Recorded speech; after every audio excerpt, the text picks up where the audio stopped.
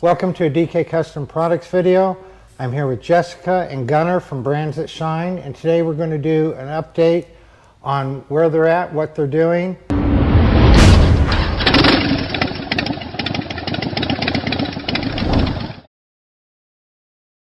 If you haven't seen the other videos we did about a year ago with both of them, we'll put them up in the upper left corner. You can look at those after you're done watching this video.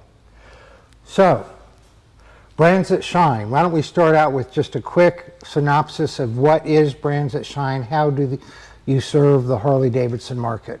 So ultimately, there was a need for a little bit more dedicated focus to the brands, right? We've got great distribution partners, but they have a lot of different brands in their catalog. And so, like the good old school manufacturer's rep philosophy, but without having a big firm, we now get to handpick the brands that we work with, and we go in and we find the dedicated dealers that would use those brands. So we go in and we train them and hopefully grow their sales through their distributor networks here and overseas. And what's different now than last time we talked, because you were Brands That Shine and you were with the distributor. Yeah. With the distributor. So now, what's the difference now? Well, last July, after, this is the 6th year that Brands That Shine has been in business, and his umpteenth decade of being in his history of Harley-Davidson focused business. And last July, he left the distributor he was working for to partner with me full time. So now our Brands That Shine tour is truly a family environment. It's both of us, it's partners. He's got a lot of very specific V-twin history. He's a very credible source. So when we go into the shops, they tend to listen to him. I think the gray in his beard helps a little bit in the tattoos. Gives credibility, definitely. Something that we didn't talk about at the beginning of the video, people might be wondering, why am I even talking to you? And that's because some of our parts that we manufacture, you represent to drag, WPS, and other. Mm-hmm. The reason that we're even talking, the reason that you're here, the reason that you have Moby parked out in the parking lot is because you've been repping some of the parts that we manufacture for quite a few years now. Yep. And you rep them to... So we get you into distribution. We put you into drag specialties, to hard drive V-twin, which is part of Western Power Sports, Rollies in Australia. We have Motorcycle Storehouse in the Netherlands, as well as Zodiac in the Netherlands, and Custom Chrome Europe, which is in Germany. So we are sitting at the world headquarters of DK Custom Products. Oh. Why don't you tell that story? Let's see if that makes sense. So, no, this is interesting, and a lot of your subscribers will appreciate that because you're a very well-known brand to the consumer. We were speaking with a social media person that handles a lot of big brands that we know, and we were listing some of our brands, and when I got to DK Custom, he said, "Oh, I know them, man, they're at Sturgis every year, they're huge." And I'm just laughing, and I said, "Bro, they've never been. That's just me handing their koozies, and they're the coolest koozies in Sturgis." But this year we're gonna be there. Yep. But that is another fun part is we do Daytona Bike Week, and we do Sturgis every year because they're a huge draw. That's our customer. We're our customer, and we're riding our motorcycles all over the country. So we like to go there to support our brands, and it'll be exciting to have you guys out there this year. Yeah. And seeing the Buffalo Chip. Yeah, we're going to park up next to you, and then you're actually the one who's pointing us to the best places to do meet and greets with our customers. So. And I think you're going to, at some point, you'll be letting your followers know where they can come find you, right? Yes. You know they're at Sturgis. Yes, yes. They're already planning it. So you travel the whole country, and didn't you do a trip to Europe a couple years ago too? Every year? Yep. You go to, We go to trade shows in Europe, yes. But most of your interaction is here in the United States. For feet on the Absolutely, ground, yes. Canada? Do you go much to Canada? We were up in Canada in December to our distribution partner. We can do some travel up there. We're talking about doing some this summer, going to shops with the distributor. Okay. Up there. So in your travel, what do you see people getting excited about? Or maybe they're not even that excited about it, but they order a lot of it. What are the hot items? It's very region specific. Mm-hmm. Your tank lift kits are definitely close to the top of the list, but it depends on where in the country. Mm-hmm. There are places in the country where tank lifts are, They're on to the next trend. yeah, they're under the next trend. The catch can is probably the most ordered part, even though it's not an in-your-face type of They're part. not talking about it, but they're Yes, ordering exactly. it. And Right. What gets most of the dealers' attention, especially the franchise Harley dealerships, are the M8 Softail foot peg adapters. Because yes, they've been on the market for a while now, but there still aren't as many variations and styles of foot pegs for them as for the legacy bikes. Call them legacy bikes now. I know. Classics. And it's a very practical part.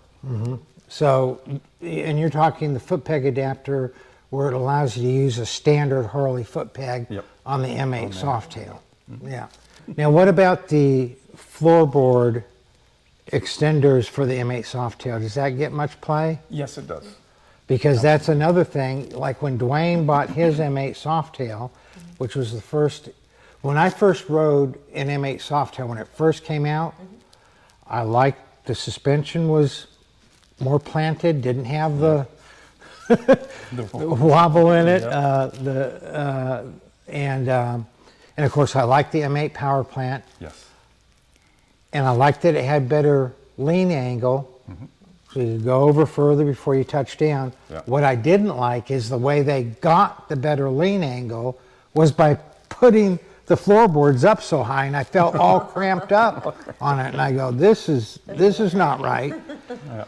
But I wasn't buying one. I was just test riding Yeah. them. I just made a note. In fact, you can look at a video up in the corner here where I did the test ride when the M8 Softail first came out. But when Dwayne bought one, he was all scrunched up. And one of the first things we did was brought the bike into the shop and said, how can we get these floorboards out some and forward some so it was more comfortable? So we sell a lot of those directly to the customer because it meets a very serious need. And you're saying that you're seeing that with the Yes. distributors and the dealers too. Yeah, definitely. But people like seeing us in the shops. They can Yeah. identify with us. We are riders. And that's the other thing. We ride our motorcycles to the shop where we sell motorcycle parts. Weird concept. Not in a Prius. Most reps do. I mean, Yeah. they have a fuel-efficient car with all their samples, and they have to drive through big territories. And so we just don't have to do that. We either have a 7-mile-to-the-gallon diesel pusher or we have our motorcycles. Yeah. When you go to a dealer on your bikes, Mm-hmm. do they look at what you have on your bike? Sometimes. Yeah. Usually his, because he's got the FXR. A real one. Everybody comes up to him and says, "What fairing is that?" He goes, The one that came on "FXR, it the one that came on it." in 1984. But yeah, they Yeah, do. They they do. oftentimes think, especially if they can see us ride up. It's Yeah. really funny when we go to the metric shops because they shake their head and think, "I can't work on your bike," and we're like, "We wouldn't let you touch it. We just want to talk to you about our parts." We've talked to some of our customers who have the Sportster S and the Pan America, and they love it. Yep. But we're not, when we spend time developing parts, you've seen Devin's plastic printer. Yep. First, we have to come up with an idea, right? Then we maybe do it on the plastic printer, then to test fit it, and then we run it on one of the machines, and then we put it on the bike and see how it goes. And it might go through 7. We don't do like Harley. We might go through 7, Throw it to the wall. and see what 7, sticks. 8, 10 revisions before we're comfortable with the part. Before you bring The it part has to, see, our parts all have a lifetime warranty. So we got to make a part that's going to have a lifetime warranty. Yeah, That we don't get burned on replacing it in Yep. 3, 4, 6 years. So it's got to be a quality part. The other thing is it's got to be easy to install. We've made a bunch of parts. I have parts on my bike that people would like if we made it, but there's no easy way to install it. Right.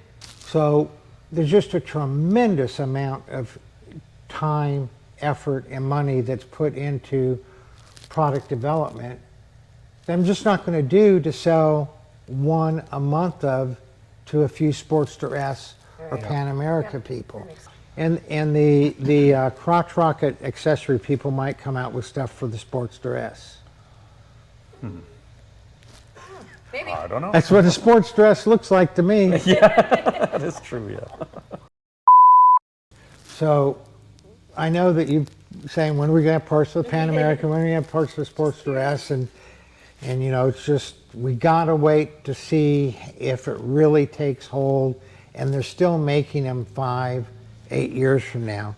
You have a friend who got one of the first Pan Americas. Tell us about that. So he loved the bike when he first got it. And Wasn't he known for having like the most miles of any Pan American? Yes, he's put over 30,000 miles on it, and it's been a challenge to do that because he's had so many issues. Because it's always broken. It's always in the shop. It's still a Harley. What's been in the shop for? He's had charging system issues that caused electrical issues, fuel pumps, and I don't know what else. But This is the first year, so First now they've year. been out, what, 3 years now? 4 years? Tell me, you deal, you have to get the parts from the manufacturer to the distributor or the dealer, and we used to have a lot more chrome parts than we have now because it's getting harder and harder to get stuff chromed in the United States. it is. Are you having problems with other manufacturers getting chrome parts? I don't know if None that anybody we that we're deal working with, with. but none that we work with. But yes, I've been asked by multiple people if I friends knew and partners. friends and partners. Do you know where I can get a quality chrome job done? You have to go outside the country. You have to go to where the EPA is not Yes. telling them they can't do it a certain way. So China is where a lot of chroming takes place. I think Mexico. Mexico, where they're polluting the land down there with the pollution that is a necessary byproduct of a good chrome job. Yep. Yeah, chrome was replaced by black, and now a lot of black is being replaced by Shiny. colored anodized. Whether it's gold, which is probably the most popular color, red, blue. And I saw on your bike, both of your pegs are anodized pegs. Yep. Yeah, Did you notice my lay down license plate frame? I did not. And my coil relocation. I did notice the coil relocation. Yeah. Yeah. She's got your curved license plate mount. I don't, by the way. Yeah. We need Mine to fix doesn't that. Okay. Well, it's been good talking to you all again. Absolutely. Good to be here. Looking forward to seeing you in Sturgis. Yes. And I know Gunnar, you and I are going to be talking in the next month to get the other dates set up for the meet and greets. And you'll have the famous Stock Bike Sucks koozies at Sturgis. Yeah, yeah. And appreciate you sitting down. And And we will get you initiated in Sturgis. What we do Oh, with all our yes. friends Just that wait. come, you will see. oh, okay. Okay. All righty. You all ride safe out there.